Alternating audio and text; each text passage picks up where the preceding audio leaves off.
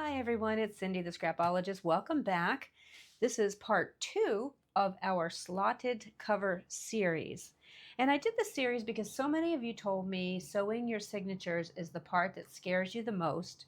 So last time I showed you how to reinforce a cover so even thin, delicate paper holds up beautifully to this technique. And this is what the cover ends up looking like. It's a reinforced cover that's now ready for something most sewers have never tried. Today we're sewing it, and instead of poking holes down the spine, we're using slots. We cut right into the cover itself, and the slots guide your needle for you. There's no guessing where to stitch, no risk of crooked holes, no fear of ruining your cover halfway through or your signatures being all wonky inside your book. So if sewing signatures has ever intimidated you, this is the easiest version of it I've ever taught. Let's finish this book.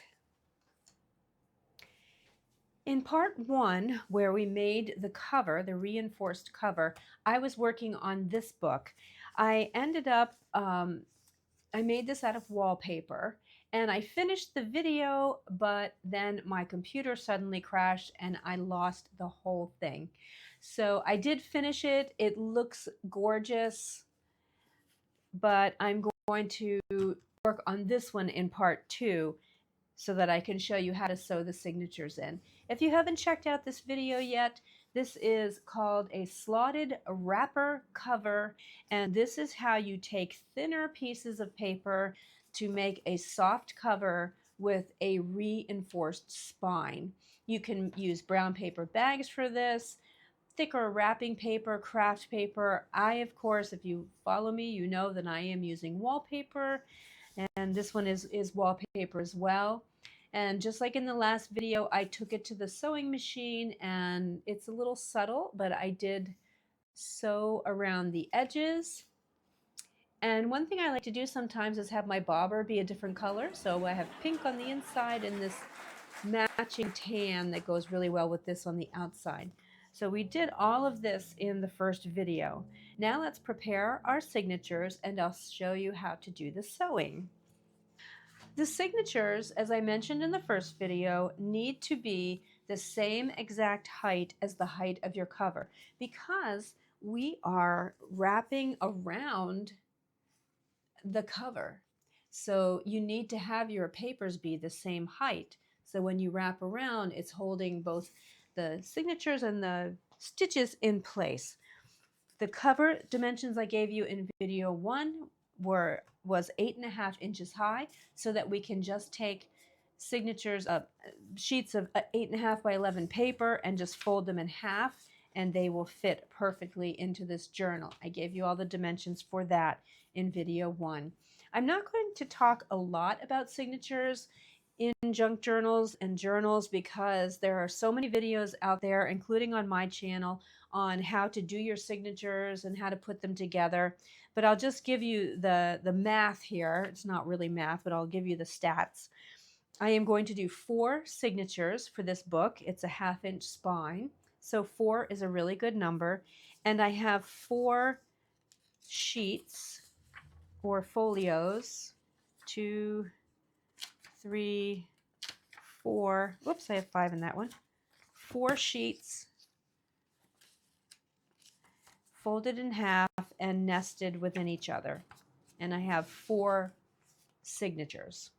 So 4 sheets of 8.5 by 11 paper folded in half, and then they're nested within each other to create 4 signatures. I burnished down my spines already to make a nice crease there. And then the last thing that I do like to do is, do you see once you put your signatures together, you kind of get this feathering effect. So you can see probably, if I can get the camera to focus. Yeah, you see the edges, how they're all wonky and uneven? And so I'm going to take it over to my guillotine. I do have a bookbinder's guillotine, so I can cut through all these at once, but you probably don't have that. So just take a ruler and this is optional, it's just that bothers me because I do like to have really nice clean edges. Just take a ruler and let's pretend this is an X-Acto knife and just go down and slice the sheets, and don't crank way down. You'll start snagging the paper. Just lightly go like this in through each individual sheet until you get through them all, and that will clean up your edges very nicely. So let me go over to my guillotine and I will be right back. Okay, so see how nice and beautiful that edge is? That's just what I prefer, but again, it's optional. And then when you look at it from the top now, it's nice and even. Now the technique of sewing these in, they are going to be a little fanned out. So you'll have a little bit of that fanning on this end anyway, but it will be a lot more uniform and not quite as drastic. So let's poke our holes. I made a little template here, and I'm going to create one that you can download for free over on my Patreon. This is for an 8.5 high journal, and we are going to have 6 stations. And this is going to sound a little confusing until we do it, and then it's going to make perfect sense. But I just want to go over it for you. So 6 stations. Station 1 is the tail of the book. That's the bottom of the book. Station 6 is the head, and that's the top of the book. And those are our wrapping stations. So where we're going to wrap the thread around the head and the tail. Then we have stations 2, 3, 4, and 5, and those are ones we're going to poke holes for, and that's where our sewing is going to go. So let's poke our holes. Oh, sorry, let me, in case you don't have this template, let me just go over this for you. So just take a piece of paper that's 8.5 inches high. It doesn't matter how wide it is. And then take your ruler and you're going to make a mark at, find a pencil, 1 3/4, 3 inches, 5.5 inches, and 6 3/4 inches. And your paper should look just like this. And I would mark your sewing stations 1, 2, 3, 4, 5, 6, and put an H and a T so you know this is the head and this is the tail. So when you punch your holes, they're all uniform and you don't end up flipping something around, because then your holes don't tend to line up as much. To punch my holes, I do have a punching trough, and I have a video on how I made this. It's just chipboard and a piece of string, and this thing makes punching holes so much easier. And then I have all of my templates for the different books that I make in here, so I don't have to redo the math every single time. I store them right in here. If you don't have a guillotine, I would suggest you go over and just make one. Follow my video. Like I said, it's less than a half hour. But if you don't have one, just use the inside of an old book. Open a book and you'll get that little crease inside, and that will work just as fine. Now, one thing I want to mention, I'm going to give you little tips along the way. I always try to do that in my videos to make things easier for you so you can get good habits going forward. Every video I've ever seen on punching signatures tells you to take this piece of paper and fold it in half. And I'm sorry for the noise today. The state fair is going on, and people are rowdy right now. Anyway, they tell you to fold it in half and then put your signatures in something, a book or whatever, and put this in and punch your holes. But especially if you're a beginner, that is going to cause you so many problems, because you go and you poke your holes and then you pull your signature out and you realize that some of your holes are off. They need to be right in the valley. And if you do it this way, you can't really see. You can kind of do it by feel, but you can't really see if you're tilting, you're all a little bit, and you can't see the valley. So the simple solution for this is just don't fold your paper in half. You notice that I have my little marks at the edge of my paper. So what I'm going to do, oh, and what a lot of people do too, is we'll put a little tiny pencil mark in the upper right corner of their signature so they always know that that's the head, so that as you're doing things, in case something gets flipped around, you know that's the head. I'm not going to do it and just save us a little time here. But if you do it this way and you put your paper in there, you can still see the valley of the paper. So I'm going to go ahead and punch my holes using my little trough here. See how quick and easy this is? And every hole is directly in that valley. So, life-changing tip there. If you hate sewing in signatures. So I'm going to do all 4 signatures the same exact way.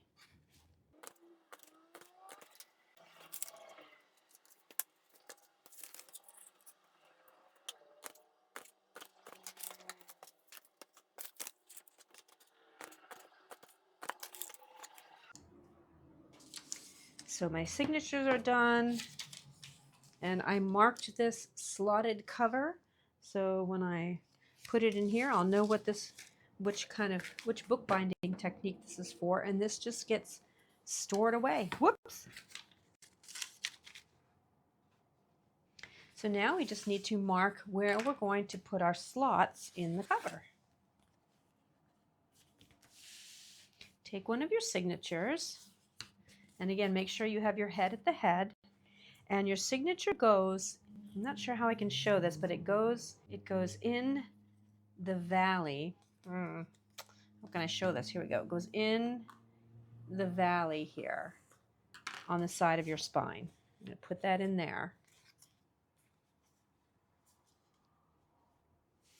And then open this back up. Make sure everything's lined up. And then for me, I'm using a pen because I don't think pencil is going to show up for you on here.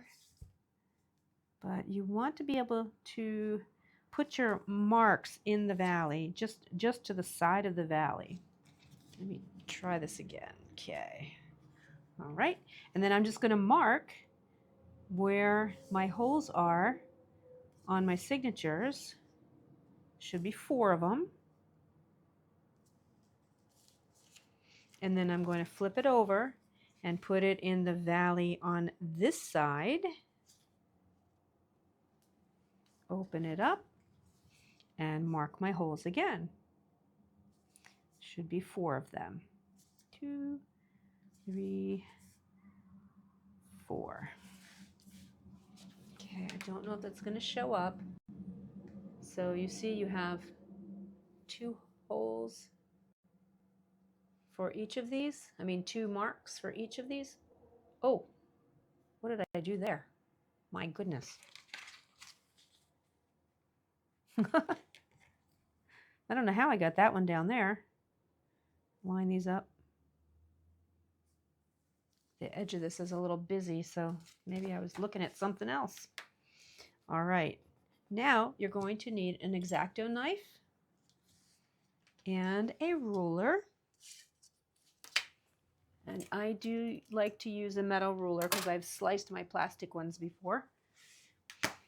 And I like to use my grid mat here because you do want to make sure your slots are perfectly horizontal if you can. And I am going to line up the ruler. I'm going to trust the ruler a little more than my dots because these are just slightly crooked. Okay, and then I'm just going to cut from dot to dot. Make sure that you don't cut into your cover. You just want to cut the spine part. And less is better. If you do, you can always go through and look at it once you can pick it up. You can look at it and see if you did the whole width of the spine, and you can kind of see I needed to go over just a little bit right there. And I'm going to do that for all 4 of these little slots. And it's so much easier sewing through these slots and trying to poke up through a whole bunch of holes. I love this technique. And I think you will too.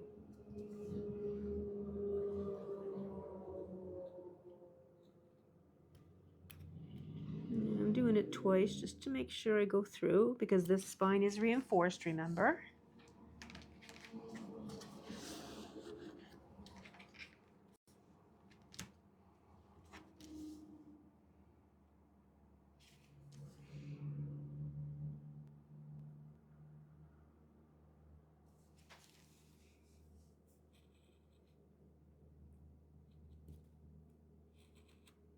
Sometimes with busy paper like this, it's a little harder to see where your spine edge is. You can go in and crease it a little more if you need to.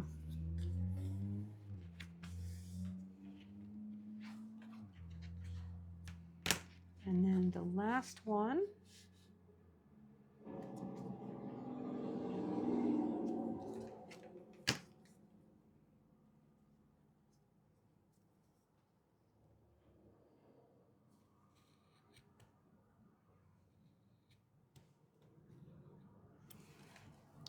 There we go. And I don't know if you're going to be able to see this. Maybe if I turn it around. Can you see there? I have a cut right there that's going. Okay, let me do it this way. You see the cut? It's going from one end of the spine to the other. So just go through, and if you need to widen that cut a little bit, now is the time to do it.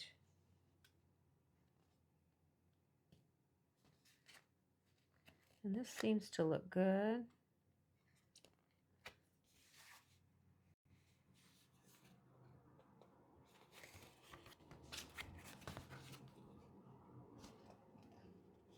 Oh, can't even see the other one. There it is.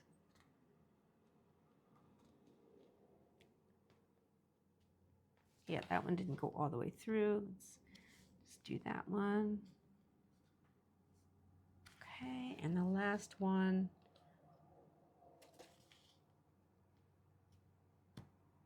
Looks perfect. All right. And unfortunately, these are going to show because I used pen, but I wanted you to be able to see that. Oops, and this is my head. So make sure you don't flip this around, and you need to make sure your head stays at the top. Now we just need thread and needle.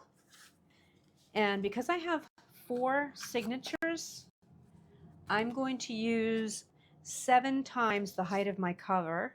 Should be enough of thread. 1, 2, 3, 4, 5, 6, 7. It's better always to have too much than too little, but if you do find you run out of thread, I have a video on the weaver's knot over on my YouTube, which shows you how to add some thread if you run out. That way you don't have to start all over again. Pull all your threads out and start again. It's a really nice tight bookbinder's knot. Well, I actually think it might be a fishing net knot, but bookbinders use it. I don't know what came first, the fishing nets or the bookbinders. Probably the fishing nets. I want to show you one other trick here that I've shown many times, but in case you're new, once you thread your needle, take your needle and poke it through the thread. Oh, I can't get it. Poke it through the thread and then pull it down, and then pull this one, and now your thread is knotted on your needle. And this really helps too, because it gets frustrating when your thread keeps coming out of your needle. Oops, and I forgot to wax it. I can still do that. You can wax it like I am, or you can, with one of these little gadgets, I'll try to put a link below, or you can buy pre-waxed linen thread. But I just prefer to do it myself, so I can control how much is on here. I have bought some before that had way too much wax on it. And waxing helps so that your paper doesn't rip when you're sewing and pulling through. And it also helps to keep it from wanting to knot. And I don't know what happened with my favorite needle, but it's definitely bent. I have no idea how I did that. All right, so let's start sewing. So we're going to take our first section and put it on the spine, and it's going to go in that fold like where we measured before. Open it up.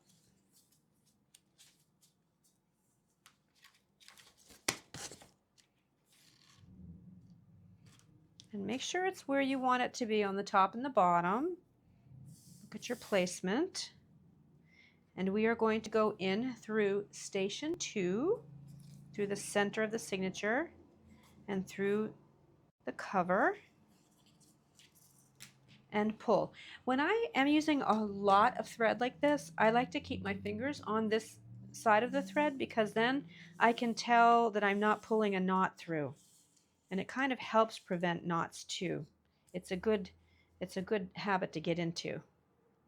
So now we're going to go around one of our wrapping stations. That's station 1 here. So we're just going to go pull our thread down, open this back up, and go wrap it around. Make sure you're wrapping it around your cover, and we're going to go up here with all this thread and just tie a knot. So make sure that your thread is in the valley. We're going to tie a knot to get all of the sewing started. Try to have your knot be right at that hole, because if it starts slipping around, you might have a problem.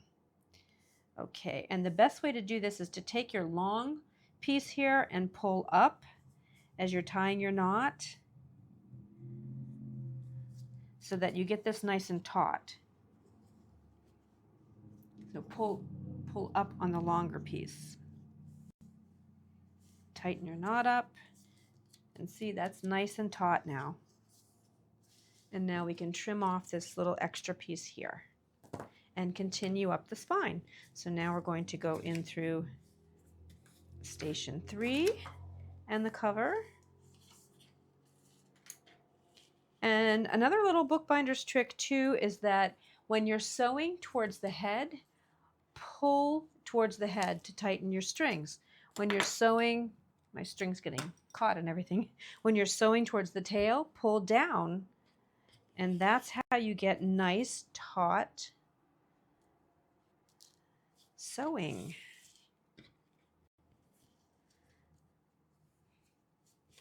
And I'm pulling a little too fast, so that's why knots are occurring. So take your time pulling your thread through. I'm just trying to get this video done. Okay, now we're going in through the cover and station 4. I'm just going right up the spine.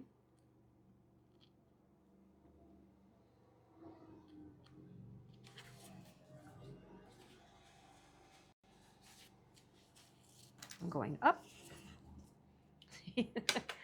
I'm bringing everything on my desk towards me here with this string. Okay, make sure that this is remaining in the valley.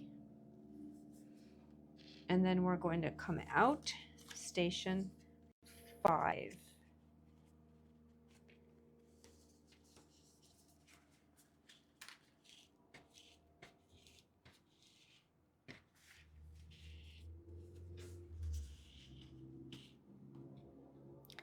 pulling up to make it taut. Oops, there we go.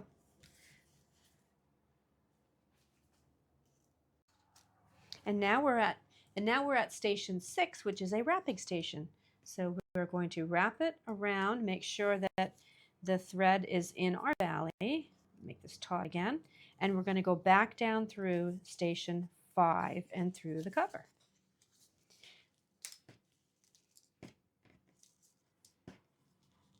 Make sure that it is in the valley. And for this one, I'm going to pull down because we're going to start heading down. Let's get our third signature. Our second section. Close the first one. We're going to rest this on here. And right now we are outside at the 5th. We're going to go back up to the 6th, our wrapping station. We're going to bring the thread back up here, open this up, and come down through the 5th of the next section.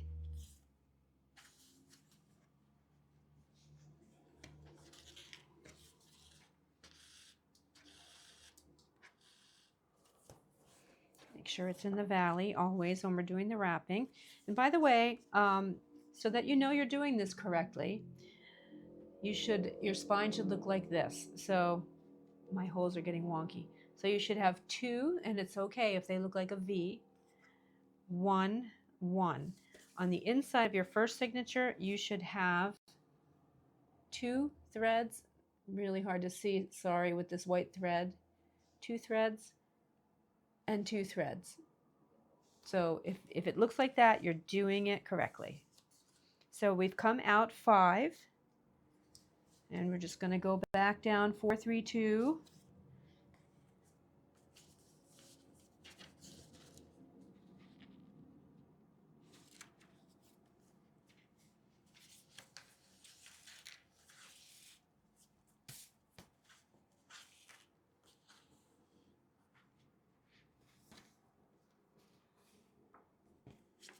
Three,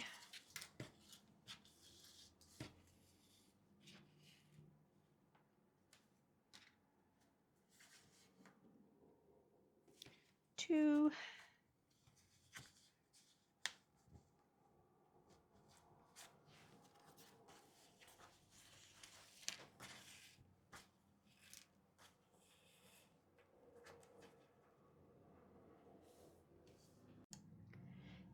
and now we're at 1, which is a wrapping station. Let's place our third signature on. Make sure that this is coming down the valley here, and we're going to close it up. Probably need to pull it back over. Put our signature on. We're going to wrap it around the cover into station 2. And we're going to go into station 2 of this new signature, this new section. Station 2 of section 3. I hope I'm getting all my stations and sections correct here.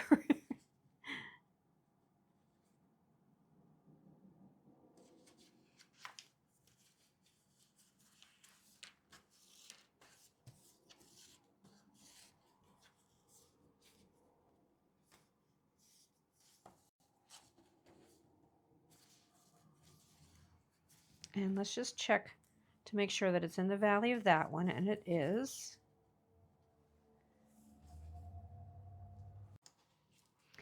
And we're going to wrap around again because now we need to affix this. So what we just did was the wrap around really for section 2. We're going to do the wrap around for this new section, section 3. So we're going to wrap around. Make sure it's nicely in that valley there. Go back in through 2.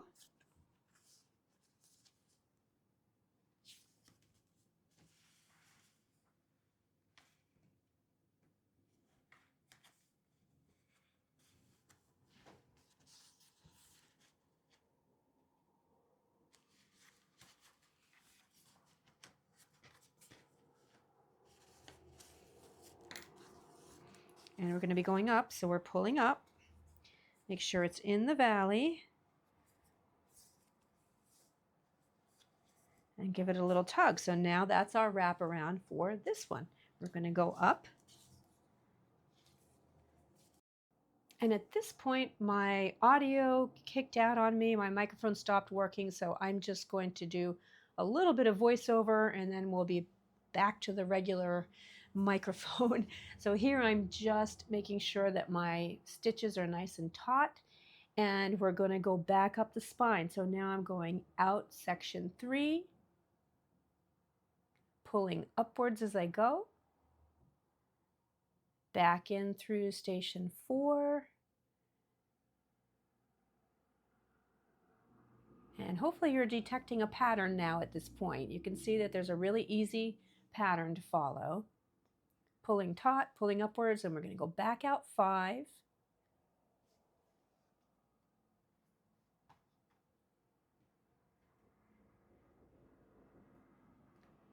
Pulling upwards. And now we're at our wrapping station. And if you ever get confused as to what you're supposed to do next, take a look at the inside of your spine. You see how on the bottom I have 2 threads, and on the top I only have 1? So you can tell that we need to wrap around and have 1 more thread right there to complete the pattern.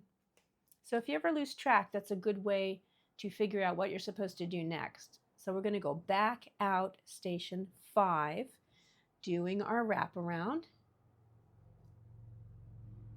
And now we have the proper amount of threads. Let's get our last section here, our 4th section. And here we are with our thread up here. We're going to wrap around and go into the 5th section. 5th station. Please bear with me. And we're going to go down. Right down the spine.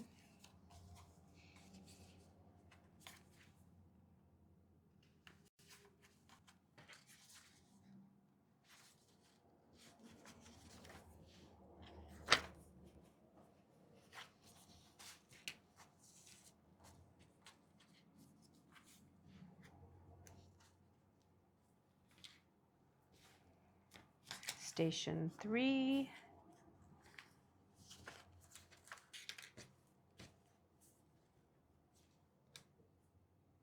Station 2.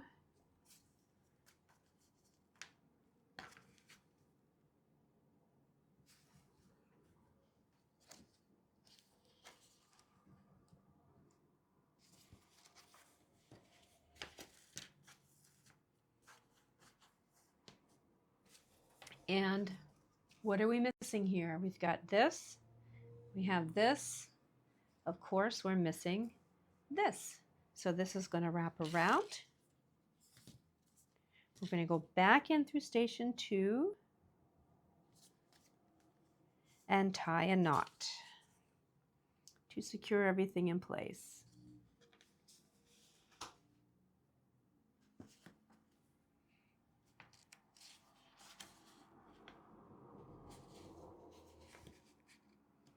This last one's a little harder to see your signatures. I don't think I'm going through the paper here.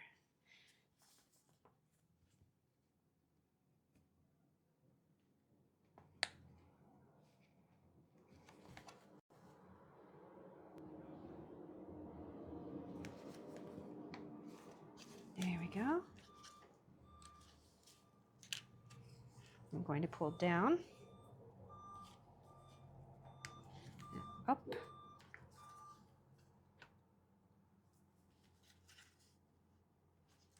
and now we're going to tie a knot. So we're going to go, well, you know what? Let's just check our signatures first.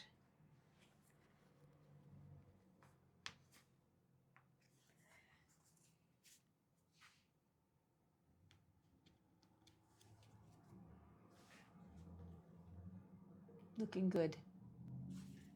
Everything seems really nice and tight.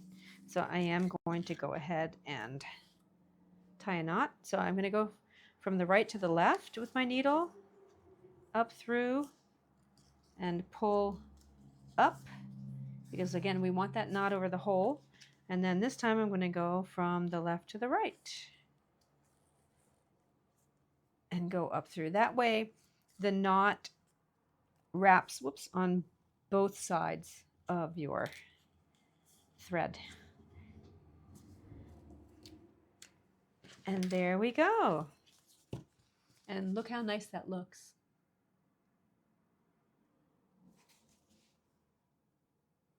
These are supposed to be like this. You can move them around if you want to make them more uniform, but they are supposed to be kind of triangular. I pulled a little too tight there, and so I'm shredding my spine just a little bit, but I can go through with my bone folder and fix that. You can also, if you don't like, if you want these exactly uniform, you can take your signatures and kind of push down on them too. Like if you have one that's too high and one that's too low, you can make little adjustments like this. But I like mine just like this. I'm fine with this. It's fun. And of course the wallpaper makes a beautiful, beautiful book. These are just destashes from when I do a digital kit. I just threw anything in here. I mean, misprints from when I do a digital kit. But I've had a lot of fun making these books. I think they turn out beautifully. And you can see it's just up and down, up and down. It's a long stitch. And I really hope that it helped you to enjoy your sewing. I'll see you in the next video.